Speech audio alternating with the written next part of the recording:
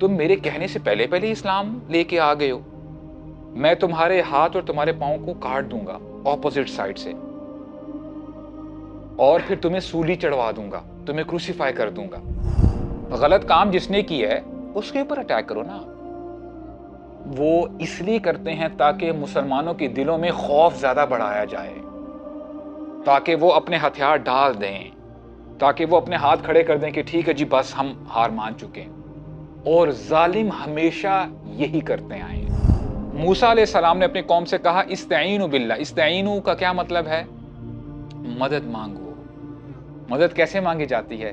دعا کر کے. اچھا مولوی دعا کے لیے کہتے ہیں, دعا سے کیا ہوتا ہے؟ ہمیں دعا نہ بتاؤ, ہمیں کچھ اور بتاؤ. ہمارا اپنے رب کے ساتھ کیسا تعلق ہے؟ اور تعلق سٹرونگ دعا سے ہوتا ہے. جب آپ اپنے رب سے بات کرتے ہیں اور جو بڑا قریب ہوتا ہے نا بندہ, اس کے ساتھ کھلتا ہے, بات لمبی کرتا ہے, اپنی جو درد بڑی کہانی ہے وہ بتاتا ہے کہ اللہ میرے ساتھ یہ ہو گیا. کہ دعا کیسی مانگنی چاہیے؟ آیا عربی میں دعا مانگیں, اردو میں مانگیں, انگلش میں مانگیں؟ دعا وہ ہوتی ہے جو آپ کے دل سے نکلتی ہے, چاہے وہ کسی بھی لینگویج سے. اب جب آپ قرآن مجید کے دوسرے کسی حصے کی طرف جاتے ہیں, سورہ اعراف کی اگر ہم بات کر لیں, سورہ اعراف میں بھی بڑا طویل جو ہے ان کا قصہ آیا ہے. وہاں پہ ہمیں پتہ چلتا ہے, اللہ تعالیٰ فرماتے ہیں کہ موسیٰ علیہ السلام جس زمانے میں پیدا ہوئے تو اسی زمانے میں فرعون نے کیا کہا تھا کہ ہم ان کے بچوں کو ذبح کر دیں گے, اور موسیٰ علیہ السلام اسی زمانے میں اسی سال میں پیدا ہو رہے ہیں, رائٹ؟ اب یہ وہ زمانہ تھا جب وہ پیدا ہوئے, اور پھر جب فرعون کو غرق کیا گیا کتنے سال گزر چکے ہیں. تو ہمیں پتہ چلا ہو سکتا ہے کہ ظلم تھوڑی دیر تک ٹھہرا رہے. ایسا نہیں ہے کہ ابھی اگر ظلم آئے گا یا ظالم جو ہے حکمرانی کرے گا تو آل آف اے سڈن وہ ختم ہو جائے گا. نہیں, تھنگز مائٹ ٹیک ٹائم. ہو سکتا ہے چیزوں میں وقت لگ جائے. اور کتنے سال لگ گئے موسیٰ علیہ السلام کے پیدا ہونے سے لے کے جب فرعون کو غرق کر دیا گیا. اور اس کے بعد کیا ہوا؟ سورہ اعراف میں ہمیں پتہ چلتا ہے کہ موسیٰ علیہ السلام کافی سالوں کے بعد جب مدین سے واپس آتے ہیں اور انہوں نے پھر پریزنٹ کیا اسلام کو کہ اسلام قبول کر لو اور بنو اسرائیل کو میرے ساتھ جانے دو. اور وہاں پہ کیا ہوا, انہوں نے موسیٰ علیہ السلام نے معجزات دکھائے, اپنا عصا پھینکا, سٹاف پھینکا, وہ سانپ بن گیا, اور پھر اپنا ہینڈ جب باہر نکلا تو وہ برائٹ تھا. اور فرعون نے کہا کہ یہ تو صاف صاف جادو ہے. اور پھر طے کا پایا, یعنی کیا طے پایا کہ یوم الزینہ کا لفظ آیا ہے. کوئی فیسٹیول ڈے ہوتا تھا ان کا جس میں پوری قوم اکٹھی ہوتی تھی. اور پھر طے یہ پایا کہ موسیٰ علیہ السلام نے کہا کہ اے فرعون تم بھی آ جاؤ, اور جس جس کو لے کے آنا چاہتے ہو لے کے آ جاؤ, and I will also be present. اب یہ ایک گرینڈ ڈے تھا پریزنٹیشن کا موسیٰ علیہ السلام کا. اور جب آپ تفاسیر پڑھتے ہیں تو پتہ یہ چلتا ہے کہ جب یوم الزینہ آیا, یہ جو ان کا فیسٹیول ڈے تھا, پوری قوم وہاں پہ بیٹھی ہوئی ہے, اور فرعون نے جتنے بھی جادوگر تھے ان سب کو بلایا تاکہ کاؤنٹر کر سکے موسیٰ علیہ السلام کو. تفسیر پڑھ کے ہمیں پتہ چلتا ہے کہ there were around 70 to 80,000 magicians. یہاں پہ 70-80 ہزار جادوگر ہیں اور یہاں پہ موسیٰ علیہ السلام ہے. Right? It's a big day. Presentation کا دن ہے. موسیٰ علیہ السلام وہ مقابلہ جیت جاتے ہیں. میں بڑا کرسپ کر کے آپ کو بتا رہا ہوں. کیا ان کے جیت جانے کے بعد مصیبت ٹل جاتی ہے؟ نہیں ٹلتی. جادوگروں نے کیا کیا؟ جادوگروں نے سجدہ کر لیا, کیونکہ جادوگروں کو پتا تھا کہ یہ جادو نہیں ہے. ایز اے سے گیم ریلائزز گیم. لوگوں کی آنکھوں میں تو جو ہے آپ دھول جھونک سکتے ہیں, لیکن ان کو پتا تھا کہ یہ جادو نہیں ہے. سب کے سب سجدے میں گر پڑے. اس کا کتنا بڑا امپیکٹ پڑا ہوگا سوسائٹی والوں پہ کہ سو ٹو سے جب آپ کے کوئی انٹلیکچوئلز کسی چیز کے پیچھے جائیں تو جو لے مین ہے وہ کہے گا کہ یار کوئی نہ کوئی تو بات ہے جو یہ فالو کر رہے ہیں. تو قوم نے بھی کہا کہ اگر یہ لوگ اسلام قبول کر سکتے ہیں تو اسلام ہی حقیقت ہے. لیکن اس کے بعد کیا ہوا؟ کچھ عرصے کے لیے مزید پریشانی بڑھ جاتی ہے، ظلم بڑھ جاتا ہے۔ فرعون نے کیا کہا تھا؟ لَأُقَطِّعَنَّ أَيْدِيَكُمْ وَأَرْجُلَكُمْ مِنْ خِلَافٍ وَلَأُصَلِّبَنَّكُمْ أَجْمَعِينَ۔ تم میرے کہنے سے پہلے پہلے اسلام لے کے آ گئے ہو، میں تمہارے ہاتھ اور تمہارے پاؤں کو کاٹ دوں گا اپوزٹ سائڈ سے، اور پھر تمہیں سولی چڑھوا دوں گا، تمہیں کروسیفائی کر دوں گا۔ تو اس کے بعد فرعون مشورہ کرتا ہے اپنے درباریوں کے ساتھ کہ کیا کرنا چاہیے، کیونکہ اب یہ حالت اور بگڑتی جا رہی ہے، ہماری جو PR کیمپین ہے وہ خراب ہو رہی ہے، اب لوگوں کو پتہ چل گیا ہم کیا کرتے رہے ہیں، کیا کریں؟ تو انہوں نے پھر وہی اپنا ایجنڈا ریپیٹ کرنا چاہا کہ ہم ان کے بیٹوں کو مار دیں گے۔ اچھا دیکھیے، غلط کام کون کر رہا ہے اور کس کو مارا جا رہا ہے؟ غلط کام جس نے کیا ہے اس کے اوپر اٹیک کرو نا۔ وہ اس لیے کرتے ہیں تاکہ مسلمانوں کے دلوں میں خوف زیادہ بڑھایا جائے، تاکہ وہ اپنے ہتھیار ڈال دیں، تاکہ وہ اپنے ہاتھ کھڑے کر دیں کہ ٹھیک ہے جی بس ہم ہار مان چکے ہیں۔ اور ظالم ہمیشہ یہی کرتے آئے ہیں، ہمیشہ یہی کرتے آئے۔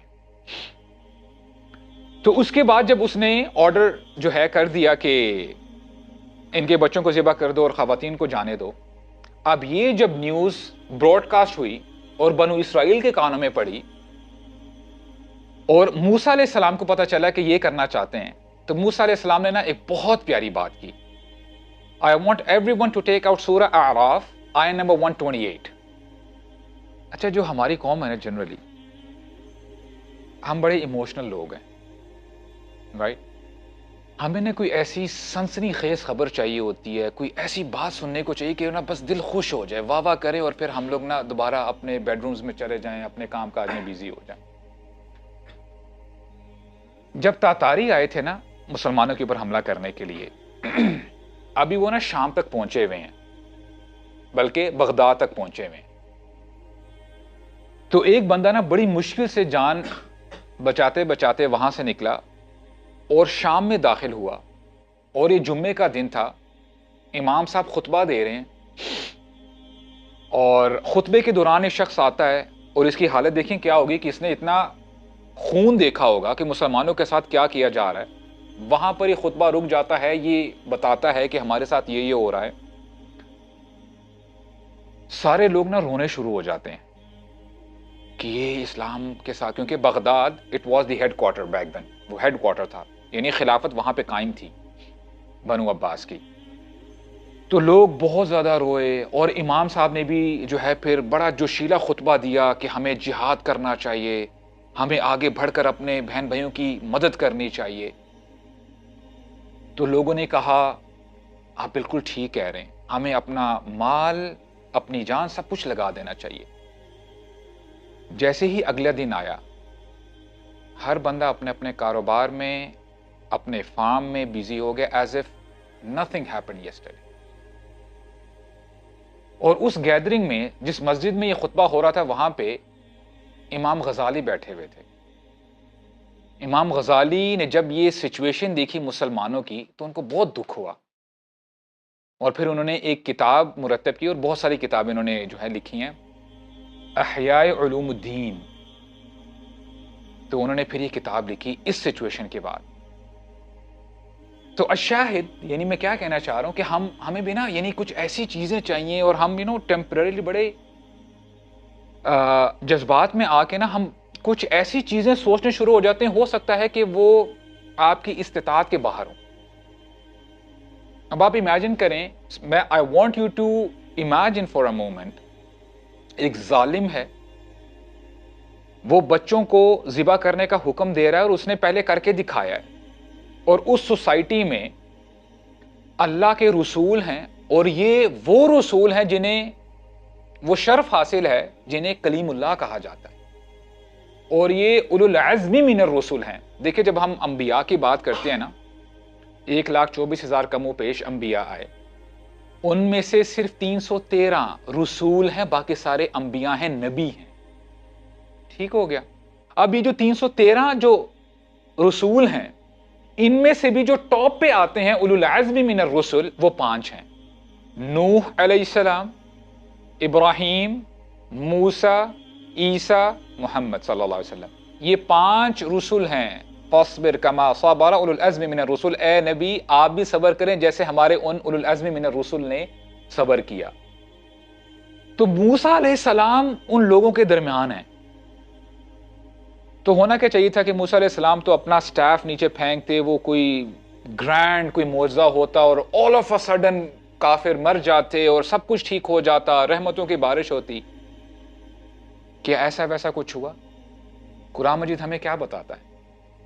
قال موسیٰ لقومہ استعینوا باللہ واصبروا، موسیٰ علیہ السلام نے اپنی قوم سے کہا استعینوا باللہ۔ استعینوا کا کیا مطلب ہے؟ مدد مانگو۔ مدد کیسے مانگی جاتی ہے؟ دعا کر کے۔ جب مولوی دعا کے لیے کہتے ہیں دعا سے کیا ہوتا ہے، ہمیں دعا نہ بتاؤ، ہمیں کچھ اور بتاؤ۔ اللہ اکبر۔ وَإِذَا سَأَلَكَ عِبَادِي عَنِّي فَإِنِّي قَرِيبٌ، یہ اللہ کے نبی فرما رہے ہیں، یعنی اللہ کے نبی نے فرمایا نا استعینوا باللہ، اللہ سے مدد مانگو، دعا کرو، اللہ کے سامنے گڑ گڑاؤ۔ اگر آپ امت مسلمہ کا ذرا اگر جنرل جائزہ لیں، ہمارا اپنے رب کے ساتھ کیسا تعلق ہے؟ اور تعلق سٹرونگ دعا سے ہوتا ہے۔ جب آپ اپنے رب سے بات کرتے ہیں، جب آپ اپنے رب سے جیسے کہتے ہیں نا، یعقوب علیہ السلام نے کہا انما اشکو بثی وحزنی الی اللہ، جو میرے اوپر پریشانیاں ہیں، مصیبتیں ہیں، میرا بچہ مجھے نہیں مل رہا، میں اس کی شکوہ شکایت صرف اپنے رب سے کرتا ہوں۔ اور جو بڑا قریب ہوتا ہے نا بندہ، اس کے ساتھ کھلتا ہے، بات لمبی کرتا ہے، اپنی جو درد بڑی کہانی ہے وہ بتاتا ہے کہ اللہ میرے ساتھ یہ ہو گیا۔ اور دیکھیں بہت لوگ نا کنفیوز ہوتے ہیں کہ دعا کیسی مانگنی چاہیے، آیا عربی میں دعا مانگیں، اردو میں مانگیں، انگلش میں مانگیں؟ دعا وہ ہوتی ہے جو آپ کے دل سے نکلتی ہے، چاہے وہ کسی بھی لینگویج سے ہو۔ اگر آپ نے رٹے لگائے ہوئے ہیں عربک دعاز کے اور صرف آپ وہ ایک نارم کو پورا کر رہے ہیں کہ بس ٹھیک ہے ربنا آتنا فی الدنیا حسنہ وفی الآخرۃ حسنہ وقنا عذاب النار and then I am good to go, وہ دعا آپ کو فائدہ ایسا نہیں دے گی۔ دعا وہ ہوتی ہے جو آپ کے دل سے نکلے۔ اور جو اللہ والے ہوتے ہیں وہ اللہ تعالیٰ سے نا بڑی بات کرتے ہیں اپنی دعاؤں میں۔ ہو سکتا ہے کہ ایک چیز چاہیے ہو، لیکن وہ اپنی بات کو بڑا پرولونگ کر رہے ہوتے ہیں، وہ چاہتے ہیں کہ ہم اللہ تعالیٰ سے بات کریں۔ ایسا نہیں ہوتا کہ the person you love، آپ اس کے ساتھ زیادہ ٹائم گزارنا چاہتے ہو، زیادہ باتیں کرنا چاہتے ہو، وقت ختم ہو جاتا ہے لیکن باتیں ختم نہیں ہوتی۔